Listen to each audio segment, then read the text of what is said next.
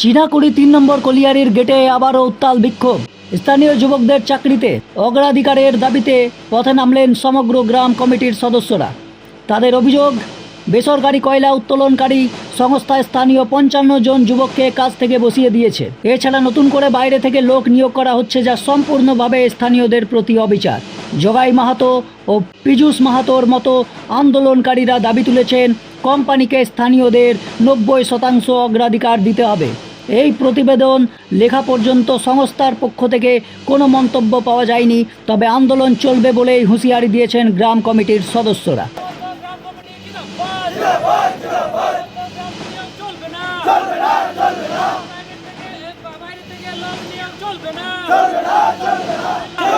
কারণ হচ্ছে যে আমাদের ৫৫ জনকে সিভিলে কাজ করাচ্ছিল কোম্পানি, সেই ৫৫ জনকে কিছুদিন আগে বসিয়ে দিয়েছে। সেই ৫৫ জন না কাজ করার ফলে তারা এখন দুরবস্থার মধ্যে আছে। তাদেরকে আমাদের কাছে, কোম্পানির কাছে আমাদের দাবি যে সেই ৫৫ জনকে প্রথমে নিয়োগ করা হোক। আরও যে বেকার ছেলেরা আমাদের এই লোকালের, মানে লোকাল বলতে এই বাজার আশেপাশে বা গ্রাম যতগুলো আছে আশেপাশে, মোটামুটি ১৫টা গ্রাম আমাদের সাথে আছে। সমস্ত গ্রামবাসী এবং এলাকাবাসী নিয়ে আমাদের যে এই সমস্ত গ্রাম কমিটি, এই গ্রাম কমিটি থেকে যাতে আমাদের লোক নেওয়া হয়। এবং কোম্পানি আমাকে আশ্বাসনও দিয়েছিল যে 90% কি আপনারা বলছেন আমরা 100% লোক নিব গ্রাম কমিটি থেকে, কিন্তু এখনও পর্যন্ত যে ৫৫ জন যেটা কাজ করছিল তারাকে বসিয়ে দিয়েছে, আর বাইরের লোক এসে এখানে কাজ করছে, অথচ আমাদের লোকজনকে এখানে নিয়োগ করা হচ্ছে না। আমাদের মেন দাবি হচ্ছে যে এইখানে যদি ওকে প্রোডাকশান করতে হয়, এইখানে যদি কয়লা উত্তোলন করতে হয়, আমাদের জমি জায়গা যাবে, আমাদের জমি বসবে, আমাদের ঘর বাড়িতে ধস হচ্ছে। এখনই ধস অলরেডি শুরু হয়ে গেছে, যেটা কিছুদিন আগে ইসিএল যে কয়গুলো করে রেখেছিল তার এখন রেজাল্ট পাওয়া যাচ্ছে, অনেক বাড়ি বসে যাচ্ছে। তো আমাদের এইখানকার লোকাল, আমাদের ঘর বাড়ি যাবে, আমাদের জমি ধস হবে, অথচ আমাদের ছেলেরা এখানে কাজ পাবে না। আমাদের একটাই দাবি যে কাজগুলো আমাদের লোকাল লোক করতে পারবে সেই কাজে আমরাকে প্রথমে নিয়োগ দিতে হবে। বাকি বাইরের যে ধরুন একটা ভালো 10 বছর এক্সপিরিয়েন্সের কোনো ইঞ্জিনিয়ার চাই, আমরা দিতে পারছি না, সেই ক্ষেত্রে ওই লোকটাকে নিতে পারে।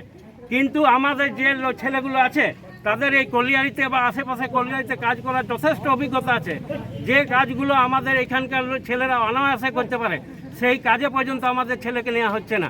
কেন নেওয়া হবে না, আমরা এইটাই কোম্পানির কাছে জানতে চাই। কি নাম আপনার? আমার নাম পীযূষ মাহাতো। বিক্ষোভের মূলত কারণ হচ্ছে যে আমাদের ৫৫ জনা এখানে কাজ করছিল, ঠিক আছে। কোম্পানির সঙ্গে এর আগে বহুতবার আমরা বসেছি, প্রায় আমাদের ১.৫ থেকে ২ বছর আমাদের এই সংগঠন করা হচ্ছে, কিন্তু ওরা শুরু থেকে আমাদেরকে বলে আসছে এটাই যে আমাদের কোম্পানি হ্যান্ড ওভার হোক, তোমাদের সমস্ত লোকের আমরা কথা ভেবে রেখেছি, লোক নেব, ঠিক আছে। কিন্তু কথা হচ্ছে যে যখন কোম্পানি হ্যান্ড ওভার হয়ে গেল, আমাদের যে ৫৫ জন ওয়ার্কার কাজ করছিল, লোক নেওয়া তো দূরের কথা, ওদেরকে বস করিয়েও দেয়, ওদেরকে কোনো কাজ দেয়নি। সামনে পুজো আসছে, ঠিক আছে, ওদের মানে এত গরিব দরিদ্র ঘর থেকে আছে ওরা, এখন ওরা কি করবে? 1 মাসের উপরে হয়ে গেল এদের বসা, এখনও কোম্পানি এদের নিয়ে কিছু ভাবছে না। আমরা যখনই বলছি তখন বলছে যে এখন কাজ নেই, কাজ ফুরিয়ে গেছে।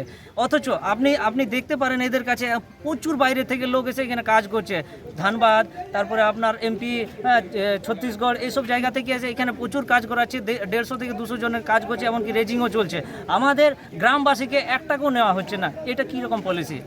আপনারা তো এটা নিয়ে অনেকদিন ধরে আন্দোলন করছেন, হ্যাঁ, কিন্তু এটা আমরা সদুত্তর পাওয়া গেছে এখনো পর্যন্ত কিছু আমাদের কোনো জায়গা থেকে কিছু খবর আসছে না যে আপনাদের এই ৫৫ জনকে নিয়ে নেওয়া হবে। এরপরে আমাদেরকে শুরুতে যখন আমরা কোম্পানির সাথে বসেছিলাম তখন আমাদেরকে 68 জনের একটা লিস্ট দেয়, আমাদের এই লিস্টে এতগুলো লাগবে।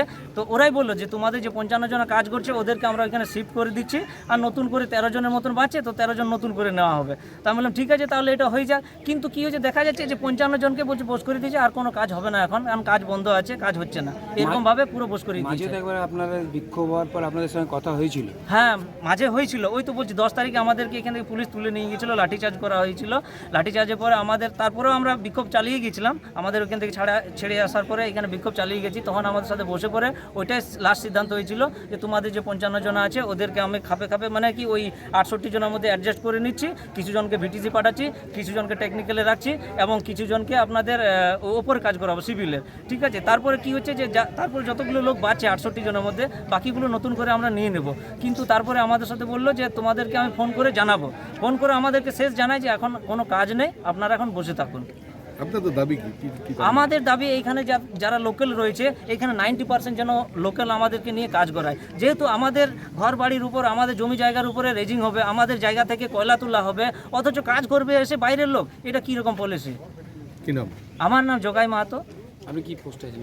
আমি এখানে ট্রেজারার পোস্টে আছি সমস্ত গ্রাম কমিটির।